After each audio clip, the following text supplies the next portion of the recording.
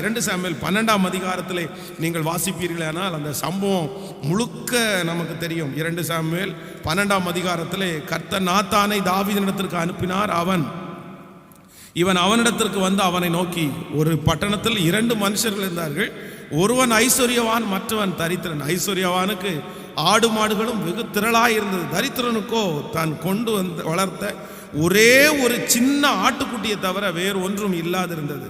அது அவனோடும் அவன் பிள்ளைகளோடும் இருந்து வளர்ந்தது. அவன் வாயின் அப்பத்தை தின்று அவன் பாத்திரத்திலே குடித்து அவன் மடியிலே படுத்து கொண்டு அவனுக்கு ஒரு மகள்களைப் போல இருந்தது. அந்த ஐஸ்வர்யவானிடத்தில் வழிப்போக்கன் ஒருவன் வந்தான். அவன் தன்னிடத்தில் வந்த வழிப்போக்கனுக்கு சமையல் பண்ணுவிக்க தன்னுடைய ஆடு மாடுகளில் ஒன்றை பிடிக்க மனதில்லாமல் அந்த தரித்திரனுடைய ஆட்டுக்குட்டியை பிடித்து அதை தன்னிடத்தில் வாழ்ந்து மனுஷனுக்கு சமையல் பண்ணுவித்தான் என்ன. அப்பொழுது தாவீது அந்த மனுஷன் மிகவும் கோபம் உண்டவனாகி நாத்தானை பார்த்து, இந்த காரியத்தை செய்த மனுஷன் மரணத்திற்கு பாத்திரன் என்று சொல்லி கர்த்தருடைய ஜீவனை கொண்டு சொல்கிறேன், அவன் இரக்கமற்றவனாய் இருந்து இந்த காரியத்தை செய்தபடினால் அந்த ஆட்டுக்குட்டிக்காக நாலத்தனையாய் திரும்பி செலுத்த வேண்டும் என்றார். அப்பொழுது நாத்தான் தாவீதை நோக்கி, நீயே அந்த மனுஷன், இஸ்ரவேலின் தேவனாகிய கர்த்தர் சொல்லுகிறது என்னவென்றால், நான் உன்னை இஸ்ரவேலின் மேல் ராஜாவாக அபிஷேகம் பண்ணி உன்னை சவுலின் கைக்கு தப்புவித்து. நீங்கள் 14வது வசனத்தை வாசிக்கலாம். ஆனாலும் இந்த காரியத்திலே கர்த்தருடைய சத்துருக்கள் தூசிக்கிறதற்கு நீ காரணமாய் இருந்தபடினால் உனக்கு பிறந்த பிள்ளை நிச்சயமாய் சாகும் என்று சொல்லி நாத்தான் தன் வீட்டிற்கு போய்விட்டான். ஆமென். தாவீது ராஜா, ஆண்டவருடைய இருதயத்திற்கு ஏற்ற தாசன்.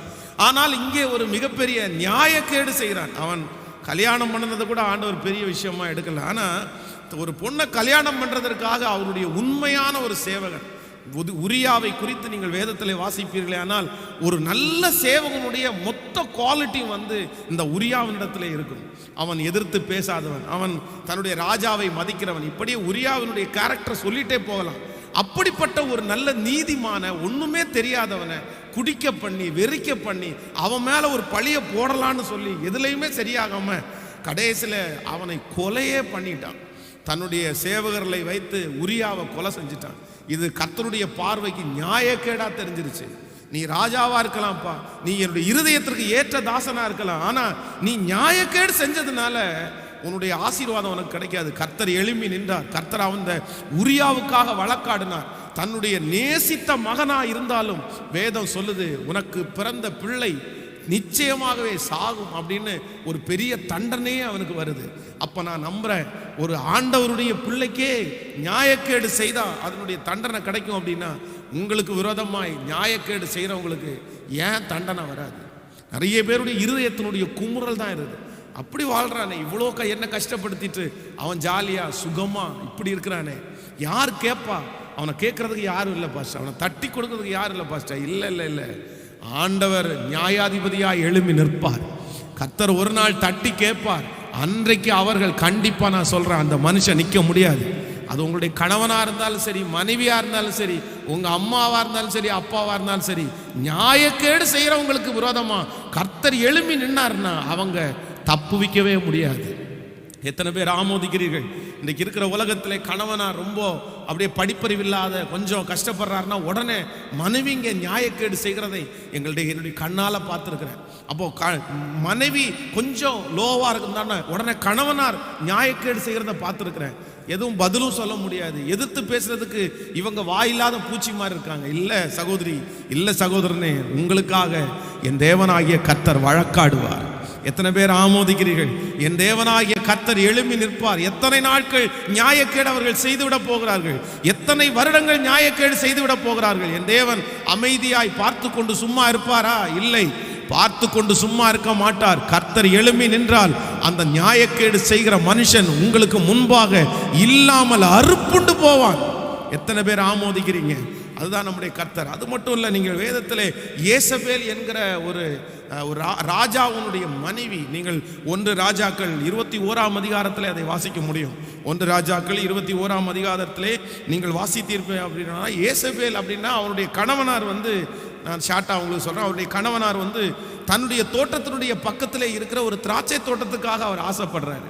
இந்த திராட்சை தோட்டம் எனக்கு வேணும் அப்படின்னு அவன் திராட்சை தோட்டத்தை வைத்திருக்கிற அந்த மனிதனிடத்தில் போய் கேட்கிறார். உடனே அந்த மனிதன் என்ன சொல்கிறான் அப்படின்னா, என்னுடைய திராட்சை தோட்டத்தை நான் கொடுத்துருவேன், ஒன்றும் பிரச்சனை இல்லை. ஆனால் என்ன அப்படின்னா, இது எங்கள் அப்பாவுடைய சுதந்திரம், இது எங்களுடைய குடும்ப சொத்து. ஸோ குடும்ப சொத்தை நான் வேற யாருக்குமே கொடுக்க முடியாது.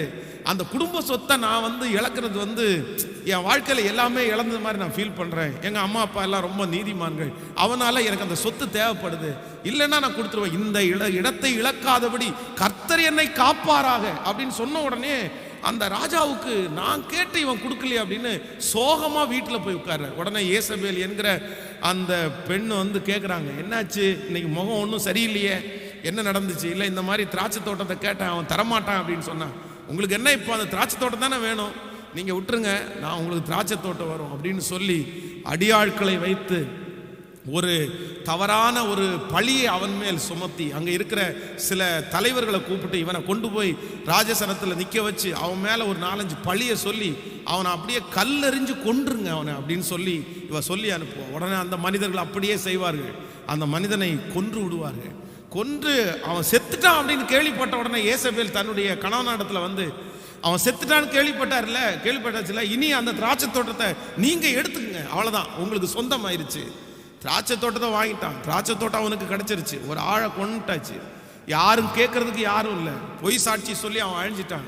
ஆனால் வேதம் நமக்கு தெளிவாய் சொல்லுகிறது, இல்லை, ஏசபேலுடைய ரத்தத்தை நாய்கள் நக்கும், அவ்வளோதான். ஒன்றுமே அவனுடைய வாழ்க்கையில் எதுவுமே அது ஒரு மிகப்பெரிய, அதை நீங்கள் வாட்சி பார்த்தீங்கன்னா சாபமான வார்த்தைகள் அவருடைய தலையின் மேல் பேசப்படுகிறது. ஆண்டவர் அப்படியே அது அவருடைய வாழ்க்கையில் நடக்கிறத நம்ம பார்க்குறோம்.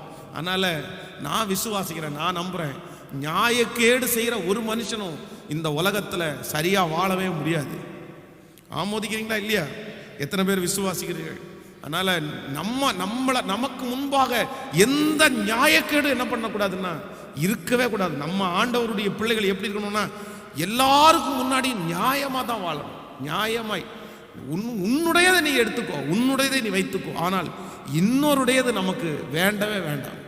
நம்மிடத்துல என்ன இருக்கக்கூடாதுன்னா அநியாயம்ன்ற ஒன்று நம்மிடத்துல, சத்தமாக சொல்லுங்க எல்லாருமே, அது எவ்வளோ கோடியா கூட இருக்கலாம், அது சில நேரங்களில் சத்துரு உங்களை அப்படி வஞ்சிப்பான். இல்லை இல்லை இல்லை, எனக்கு வேணாப்பா, எனக்கு அந்த ஆசீர்வாதம் கிடைக்காம இருந்தால் கூட பரவாயில்ல, 10 பேர் உங்களை பார்த்து நீங்கள் ரொம்ப ஏமாறுறவங்களா இருக்கிறீங்களே, நீங்கள் என்ன இப்படி இருக்கிறீங்க வேண்டான்னு சொல்லிட்டு போயிட்டீங்க. நான் சொல்கிறேன், அப்படி 10 பேர் உங்களை பார்த்து பேசினா கூட நீங்கள் அதை குறித்து கவலைப்படாதீங்க. அந்த பொருள் நமக்கு தேவையில்லை, அந்த இடம் நமக்கு தேவையில்லை, அது எதுவுமே தேவையில்லை. என் பேரில் ஒரு நியாயம் கேடு என்ன செய்யக்கூடாதுன்னா இருக்கக்கூடாது. நீங்கள் உண்மையாய் ஒரு நல்ல கணவனாக இருந்தால் உங்கள் மேல ஒரு நியாயக்கேடு இருக்கக்கூடாது. ஒரு நல்ல மனைவியாக இருந்தால் உங்கள் பேரில் ஒரு நியாயக்கேடுன்ற ஒன்று இருக்கவே கூடாது. அப்படிப்பட்டவர்களை தான் கர்த்தர் விரும்புகிறார். ஆமேன் சொல்லுங்கள். நீங்கள் இன்றைக்கு ஜெபிக்கணும். எதுக்காக ஜெபிக்கணும்னா, ஆண்டவரே ஒரு நியாயமான மனுஷனா என்ன பண்ணுங்க, சத்தமாக சொல்லுங்க. ஏன்னா நான் எதுக்காக சொல்கிறேன், இன்னைக்கு ரொம்ப குறைஞ்சிருச்சு. நியாயமே இல்லை மனுஷங்களிடத்துல. எங்கு போனாலும் நியாயக்கேடு மட்டும்தான் நடக்குது, அநியாயம் மட்டும்தான் இருக்குது. நீ எக்கேடு கட்டு வேணா போப்பா, நீ எப்படி வேணாலும் போ, நீ சாகு, நீ இரு. அதான் ஒரு மனுஷன் இன்னைக்கு இருக்கிற பிரச்சனை, ஒரு 10,000 ரூபாய் ஏமாத்திட்டோம், அவ்வளோதான், சரி பாவம் நம்மளால அவன் கஷ்டப்படுறான், சரி விட்டுரு, இதோட அவனை விட்டுரு அப்படின்னு விட்டுறது இல்லை. சாகுற வரைக்கும் அவனை ஏமாத்துவாங்க, அவன் மண்ணு கட்டியில் போற வரைக்கும் ஏமாத்துவாங்க. அப்படிப்பட்ட உலகத்திலே நாம் வாழ்ந்து கொண்டிருக்கிறோம். எங்கு பார்த்தாலும் நியாயக்கேடு செய்கிற மக்கள். ஆனால் ஆண்டவருடைய பிள்ளைகள் அப்படி இருக்கவே கூடாது. ஆமேன் சொல்லுங்கள். இன்றைக்கு இந்த ஜபத்தில் இருக்கிற சத்தத்தை கேட்கிற யாரோ ஒருத்தர் நீங்கள் நியாயக்கேடு உங்க மத்தியில் இருக்குமே, ஆனால் நான் சொல்றேன், தயவு செய்து நீங்க தாழ்ந்து போயிருங்க. தயவு செய்து அவங்கள்ட்ட போய் மன்னிப்பு கேளுங்க. அது மனைவியா இருந்தாலும் பரவாயில்ல, கணவனா இருந்தாலும் பரவாயில்ல, வெட்கப்படாதீங்க. நியாயக்கேடு உங்க பக்கத்தில் இருக்கவே கூடாது. கர்த்தருக்கு முன்பாக தராசிலே நீங்கள் நிற்கப்படும் போது உங்களில் ஆண்டவர் என்ன பண்ணக்கூடாதுன்னா ஒரு குறைவும் உங்களுக்குள்ள பார்க்கவே கூடாது. எத்தனை பேர் ஆமோதிக்கிறீங்க, விசுவாசிக்கிறீங்களா? இதை எத்தனை பேர் செய்வீங்கன்னு நம்புறீங்க? ஆமேன். ஒரு நடந்த சம்பவத்தை உங்களுக்கு சொல்லுகிறேன். ஒரு மிகப்பெரிய பணக்காரர், ஜாதி வெறியில ரொம்ப ஊறிப்பானவர். ஒரு கீழ் ஜாதியில் இருக்கிற ஒருத்தர் தன்னுடைய மாடை மேய்த்து கொண்டிருந்தார். அந்த மாடு அடிக்கடி இவருடைய தோட்டத்து பக்கத்தில் போய் மேய்ஞ்சிட்டு இருக்கு. அப்போ அவனை கூப்பிட்டு சொன்னாராமா, இந்த மாதிரி உன் மாடு அடிக்கடி இங்கே வருது, இந்த மாட்டை இங்கே அனுப்பாத, பார்த்துக்கோ அப்படின்னு. ஆனால் ஒரு நாள் தெரியாதனமாக போன உடனே என்ன பண்ணிட்டார் அப்படின்னா, இவர் அவன் கேட்கறதுக்கு யாரும் இல்லைன்னு சொல்லிட்டு அந்த மாடை கட்டி உயிரோடு அதனுடைய தோலை உரிச்சிட்டார். அது கத்துது, பயங்கரமா கத்தி அழுது. அப்போ ஊர்ல இருக்க எல்லாருமே சொன்னாங்களாமா, இது நியாயக்கேடு, இப்படி பண்ணக்கூடாது. ஒரு வாயில்லாத பூச்சி இப்படி வந்து நீ தோலை உரிக்கிறது, ஜீவனோட வச்சு தோலை உரிக்கிறது, இல்லை இல்லை இல்லை, அவன் என்ன இப்படி அனுப்பியிருக்கிறான் அப்படின்னு சொல்லி அவனை குறித்து தப்பா பேசி தோலை உரிச்சிட்டாரு. அந்த மாடு செத்து போயிடுச்சு. அதற்கு பிறகு அவருக்கு குழந்தை பிறந்து 2 குழந்தை. ஃபர்ஸ்ட் குழந்தை தோல் இல்லாம பிறந்துச்சு. அந்த குழந்தைக்கு தோல் இல்லை, தோல் வளரவே இல்லை, அது செத்து போயிடுச்சு. அதுக்கப்புறம் ஒரு குழந்தை பிறந்துச்சு, அந்த குழந்தைக்கு தோல் இல்லாம பிறந்துச்சு. டாக்டர் கூப்பிட்டு சொன்னாங்க, இனி எத்தனை குழந்தை பிறந்தாலும் உங்களுக்கு தோல் இல்லாம தான் பிறக்கும், அதனால இனி குழந்தை பாக்கியம் உங்களுக்கு இல்லை அப்படின்னு. குழந்தை பாக்கியம் இல்லாமலே செத்து போயிட்டாங்க. அப்போ நான் என்ன நம்புறேன் அப்படின்னா, நம்ம மேல என்ன இருக்கக்கூடாது அப்படின்னா, எந்த நியாயக்கேடும் இருக்கவே கூடாது. ஆமோதிக்கிறீங்களா இல்லையா? நம்புறீங்களா? விசுவாசிக்கிறீங்களா? நமக்கு அந்த காசு நமக்கு வேண்டாம். ஆமென்.